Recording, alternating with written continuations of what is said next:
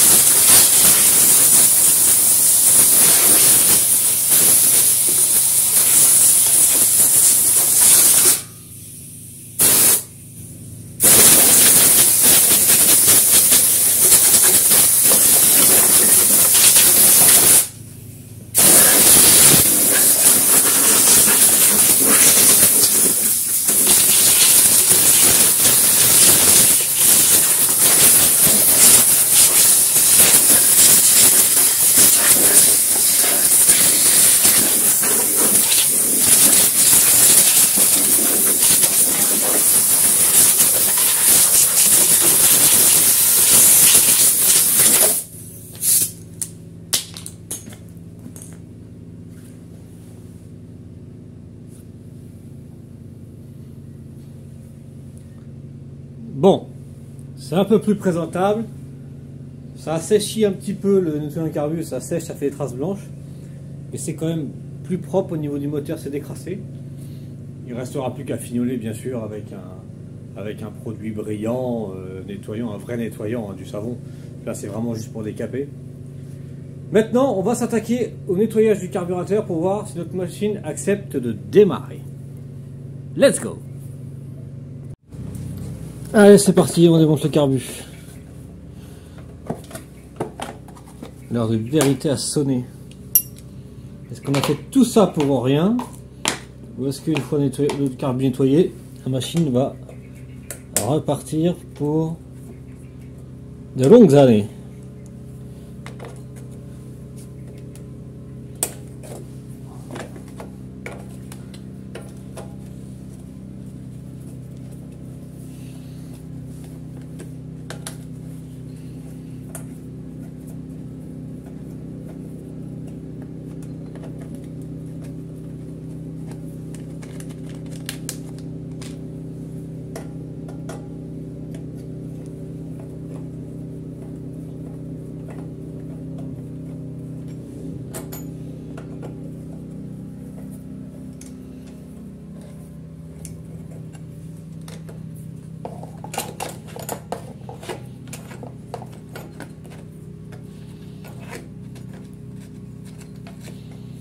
Allez, toujours aussi pratique à démonter ça.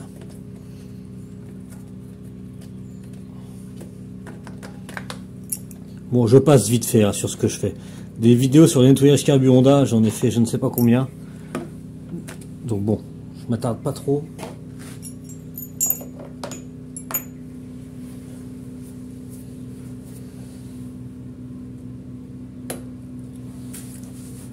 Alors, tout est évidemment collé. Là, le joint il est bon, c'est parfait. Ok. C'est quand même bien dégueulasse. Est-ce qu'on va réussir à le sauver celui-là? C'est quand même pas sûr. Est-ce que j'arrive à récupérer le joint? Ce serait bien.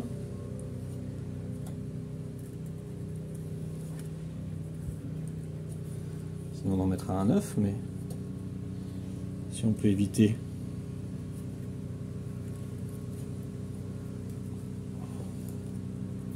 Non, cassé. Bon, on changera, c'est pas grave. Alors, ce qu'on cherche à faire maintenant, c'est enlever la durite qui est là. On la voit pas tellement qu'il y a de merde. Là, il y a une durite.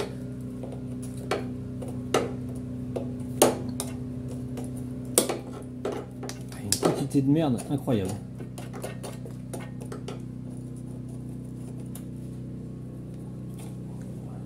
Ferme l'essence. Bon, moi, j'en ai pas mis, mais si jamais vous en aviez, fermez l'essence.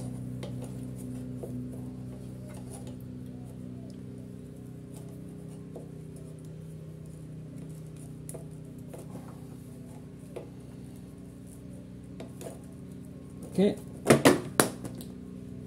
La durite est enlevée. Maintenant,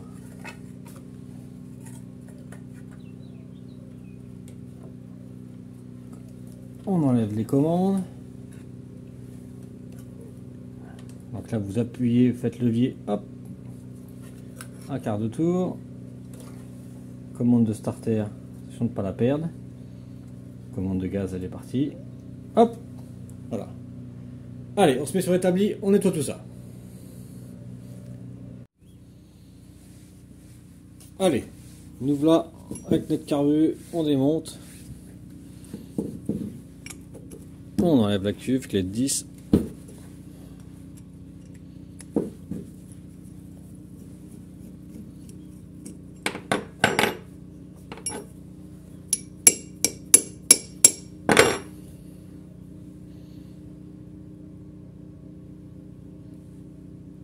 Bon bah c'est dégueulasse, il n'y a pas de mystère, mais j'en ai vu des pires. Je sais pas si ça peut être rassurant, mais j'en ai vu des pires. On va changer ça parce que c'est déjà tout dégueu.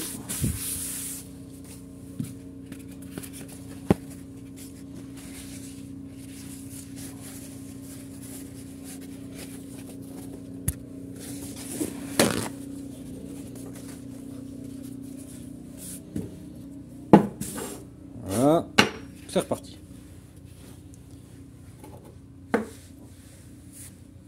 On enlève le flotteur, si c'est pas bloqué. Non, c'est pas bloqué. Bon espoir de pouvoir le sauver celui-là. Bon, pointeau tout dégueulasse, hein, ça c'est évident. Là, c'est tout dégueulasse. Le plus difficile, vous le savez, c'est d'enlever le diffuseur.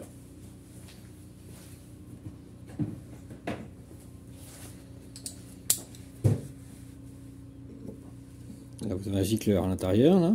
Prenez un bon tournevis. Hein. Si vous sentez que votre empreinte n'est pas adaptée, ne forcez pas, vous allez abîmer les gicleurs. Et après, pour l'enlever, c'est très difficile. Donc, prenez bien le temps d'avoir un tournevis adapté. Vous voyez, moi j'ai pris un tournevis qui ne me sert qu'à ça, avec une empreinte. De toute façon, à pas faire de conneries.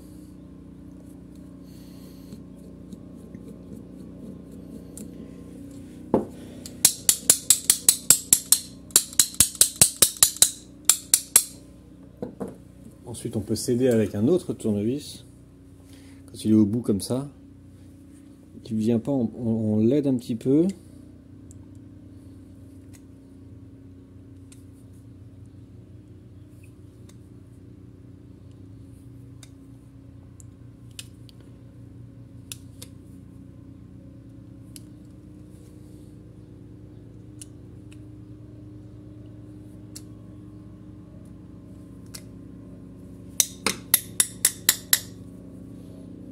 Voilà, et là quand il commence à venir comme ça, on peut aller le chercher. Avec une petite pince ou autre. Voilà. Ça c'est le gicleur.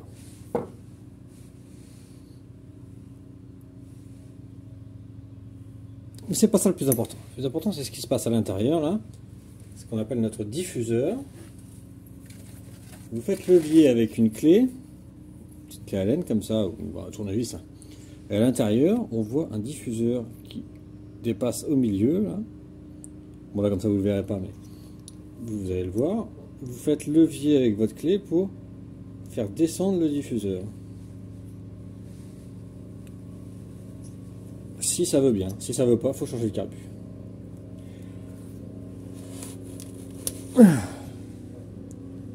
J'ai bien peur.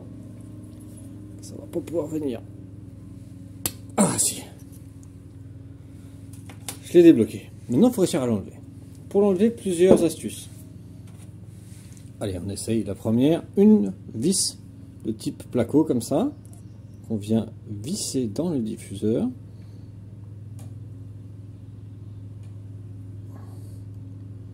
Alors ça marche quand il y a un petit point de résistance sur le diffuseur pour que la vis commence à serrer en fait. Et là on tire. Mais moi, j'ai l'impression que là je vais pas y arriver.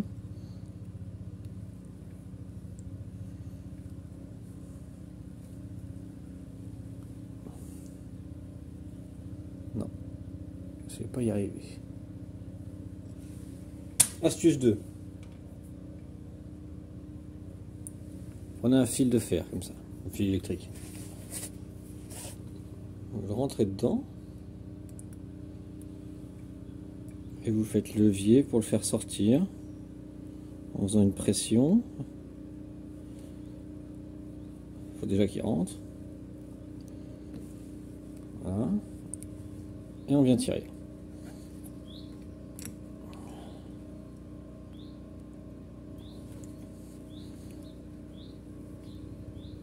Faut que ce soit bien débouché. Hein. Je vous conseille, si ça vient pas, de le refaire descendre dedans. On le refait descendre dedans. On met un coup de nettoyant. Et là, on recommence manipulation arrière. Comme ça, faites ça plusieurs fois, jusqu'à ce que ce soit parfaitement libre.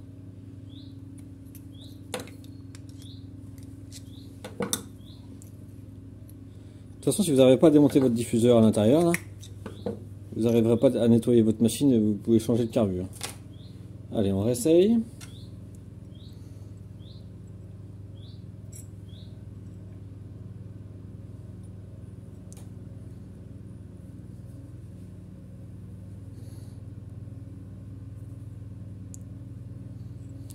Bon, la vis, ça veut définitivement pas marcher. On essaye avec un câble.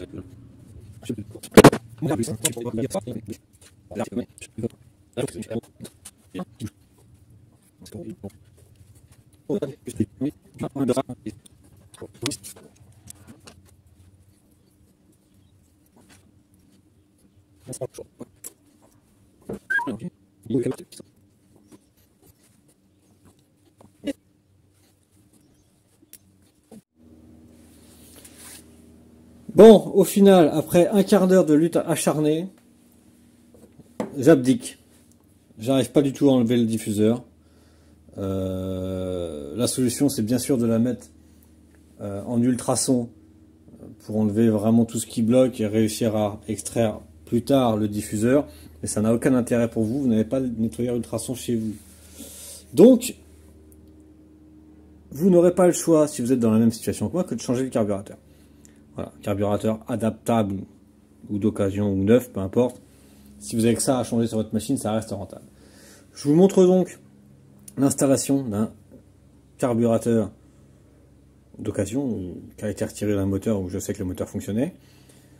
On va donc l'installer sur notre machine, voir si notre machine fonctionne ou pas quand même pour finir la restauration de cette machine. On va pas s'arrêter pour un carburateur, mais si vous êtes dans mon cas, voilà, vous aurez un carburateur à racheter. Si vraiment ça fait trop longtemps que la machine elle est pourrie comme ça, c'est très difficile de réussir à retaper des carbus si on n'est pas équipé d'ultrasons. Voilà. Mais vous, je sais que vous en êtes pas équipé. Donc moi, celui-là, je vais le remettre en état, je vais le mettre en ultrason, je vais le remettre en état. Mais ça vous intéresse pas. Donc, on réinstalle, en hypothèse que vous ayez, admettons, commandé un carburateur sur Internet. On réinstalle un autre carburateur. Allez, on y va. Bon, allez, c'est reparti. Hop, on installe notre carbu d'occasion. Notre carbu neuf, en fonction de... Si vous êtes dans le même cas que moi, si vous commandez un carbu neuf, ben, ce sera un carbu neuf. Donc commande de gaz, commande de starter. Hop, on pivote d'un quart. Attention de ne pas faire tomber votre commande de starter, parce que ça arrive souvent. Voilà. Le ressort à remettre en dessous là.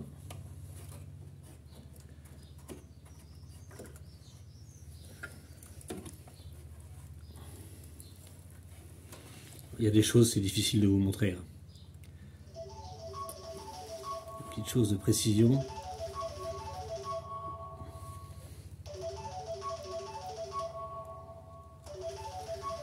Voilà. La durée d'essence.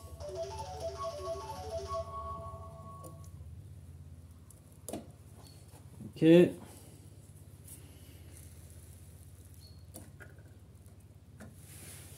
On avait vu qu'il y avait un joint là, qui était HS. On met un joint neuf.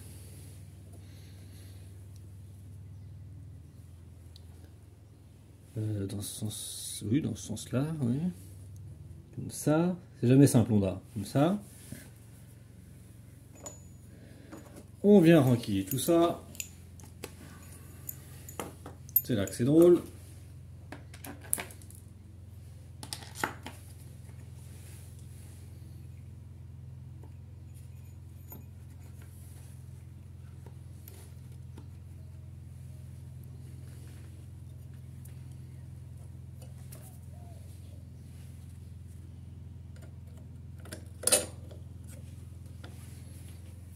Et là, pour vous montrer, c'est mission impossible. J'espère que vous allez voir quelque chose.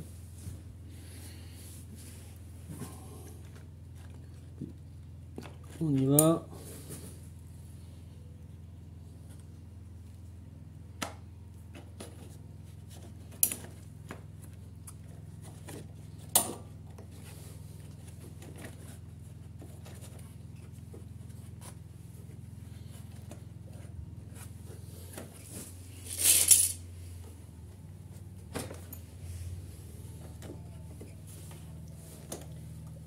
Il faut que tout soit bien à sa place, les joints, les plaques. Prenez bien votre temps. C'est laborieux sur Honda. C'est très difficile. Encore plus difficile de vous montrer. Enfin, je vous ai fait une vidéo. Hein. Je vous ai fait une vidéo pour vous aider.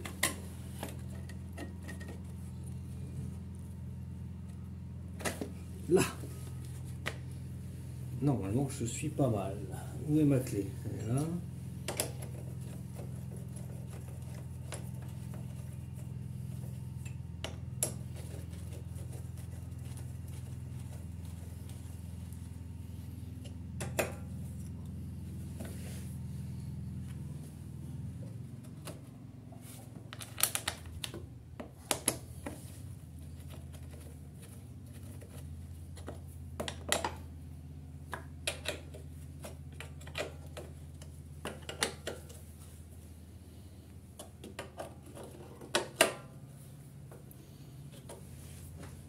Bon, ben voilà.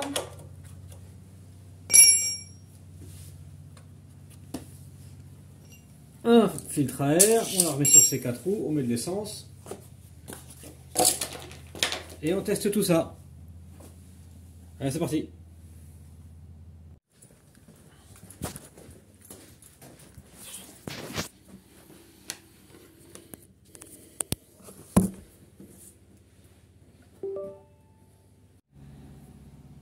Bon allez, je crois que là, il est l'heure. Il est l'heure. Bon, tout ça c'est dégueulasse. Je laverai ça dans mon coin. Parce qu'on veut savoir si ça fonctionne. Bon, on va remettre un filtre à air. On va y mettre de l'essence.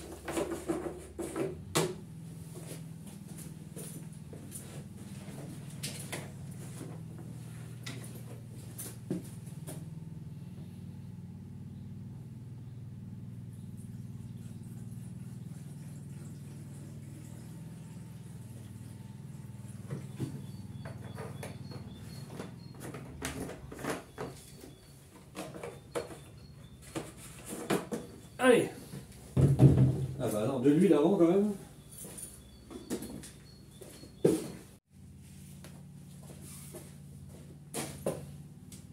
Allez. Un peu d'huile.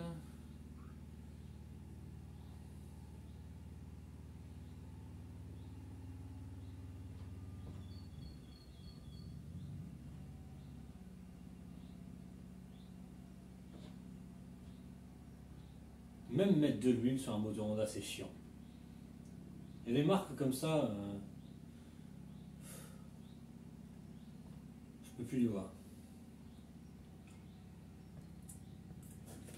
Allez. Genre Honda et Husqvarna. Rien que pour ces deux marques-là, je préfère être à la retraite.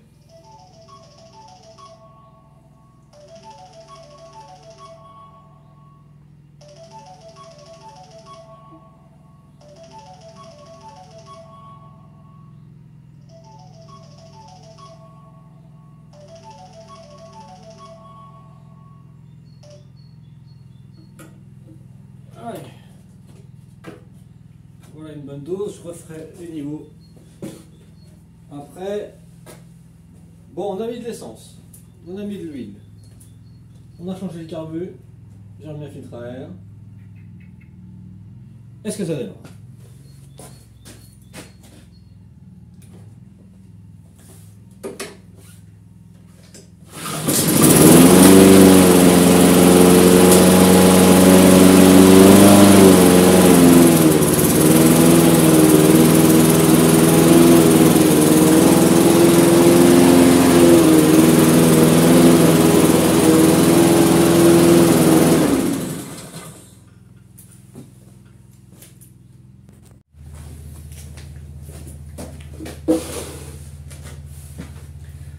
Bon, voilà, la machine fonctionne maintenant normalement. J'ai plus que 2-3 trucs à nettoyer, de petits détails à régler, des petits réglages, petit nettoyage. Bon, ça vous intéresse pas. Moi, je vais faire ma sauce pour qu'elle soit présentable et mise maintenant en vente. J'ai pas de raison de la garder. Cette machine-là sera mise en vente. Merci d'avoir suivi. Vous avez quand même été nombreux à suivre cette petite aventure de restauration de tondeuse. J'espère que ça vous a plu. Et puis, moi, je vous dis à bientôt pour d'autres vidéos. Merci à vous. Allez, ciao.